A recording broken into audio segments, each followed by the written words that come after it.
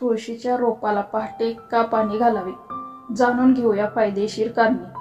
आपल्या पूर्वजांनी पहाटे प्रत्येकाने तुळशीला पाणी घालावे असे सांगितले आहे. आपण अजूनही काही घरांमध्ये पाहतो की तिथल्या दिनचर्येत रोज पहाटेच लवकर उठून केर काढणे, स्नानादी कार्य संपवून देवपूजा करणे आणि त्यानंतर तुळशीला पाणी घातले जाते. तुळशीचे धार्मिक आणि वैज्ञानिक महत्त्व असून पहाटेच तुळशीला पाणी घालण्याला इतके महत्त्व का आहे हे जाणून घेऊया. याबाबत पुराणात एक कथा सांगितली जाते. जालिंदर नावाचा एक अत्यंत पराक्रमी राक्षस असतो. आपल्या पराक्रमाच्या बळावर त्याने देवांना आणि साधू संतांना फार त्राही करून सोडलेले असते. त्याला कसे रोखायचे असा प्रश्न सर्व देवांना पडतो. मग देव विष्णूला शरण जाऊन जालिंदरापासून आपले रक्षण करण्याची विनंती करतात. विष्णूने जेव्हा जालिंदराबाबत माहिती काढली तेव्हा त्यांना असे कळते की त्याची पत्नी वृंदा ही सती पतिव्रता असते. तिच्या पतिव्रतेच्या सामर्थ्यानेच जालिंदर विजयी होत असतो.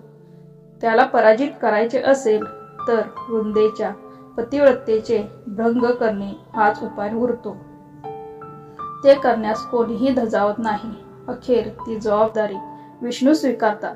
जालिंदराचे रूप धारण करून विष्णू वृंदेच्या महालात जातात. आपले पती आले आहेत असे समजून वृंदा त्यांना आलिंगन देते.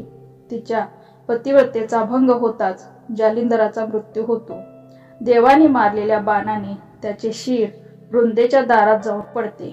नवऱ्याचे शिर पाहताच वृंदा चकित होते आणि विष्णूला विचारते, तू कोण आहेस?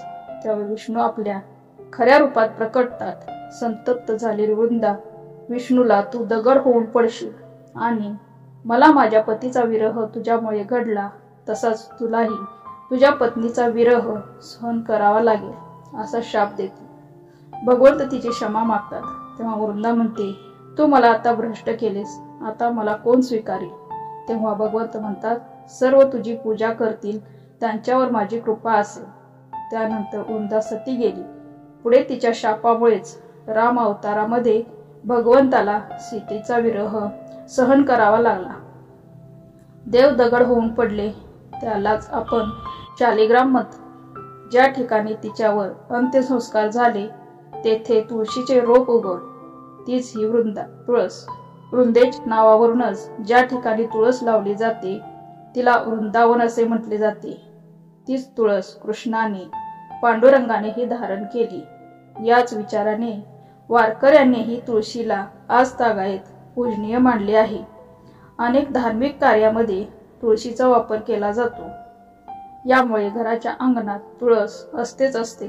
शास्त्रानुसार तुमच्या घरात तुळशीचे झाड आहे तर या गोष्टी ध्यानात ठेवणे गरजेचे आहे. शास्त्रानुसार घरासमोर तुळस असल्यास रोज तिची पूजा करावी. संध्याकाळी तिच्या समोर दिवा लावावा. तुळशीचे झाड लावल्यानंतर सुकून गेल्यास असे झाड घरात ठेवू नका. ते लगेच नदी अथवा तलावात प्रवाहित करा आणि दुसरे झाड आणून लावा. रात्रीच्या वेळेस कधीही तुळशीची पाने तोडू नका. तुळशीच्या झाडामुळे घरात सकारात्मक ऊर्जा राहते. त्यामुळे घरात सुखशांतीचा वास असतो. तुळशीमध्ये अनेक औषधीय गुणही आहेत. तुळशीच्या पानाचे सेवन केल्याने रोगप्रतिकारक शक्ती वाढते.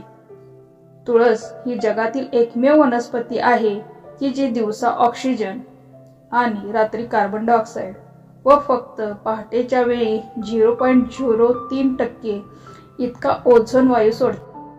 आणि या वायूच्या संपर्कात मनुष्य आल्यास त्याच्या मेंदूत सेरोटोनिन नावाचे संप्रेरक शोधते. त्यामुळे मनुष्य दिवसभर प्रसन्न व आनंदी राहतो. तसेच त्याची रोगप्रतिकारक शक्ती बळकट होते. या सर्व बाबींचा गहन विचार करूनच पूर्वजांनी पहाटे तुळशीला पाणी घालण्यास सांगितले आहे. असे म्हणतात की ज्याच्या घरची तुळस फुललेली असते त्याच्या घरी पाण्याचा तुटवडा नसतो. जिथे रोज संध्याकाळी दिवे लागण होते तेथे भक्तीची कमतरता नसते. जेथे शुभं करोती होते तेथे संस्काराची नांदी असते. जिथे दान देण्याची सवय असते तेथे संपत्तीची कमी नसते. स्वामी भक्तांनो, हा व्हिडिओ तुम्हाला कसा वाटला ते कमेंटमध्ये सांगा, शेअर करा आणि चॅनलला सबस्क्राईब करा. धन्यवाद. श्री स्वामी समर्थ.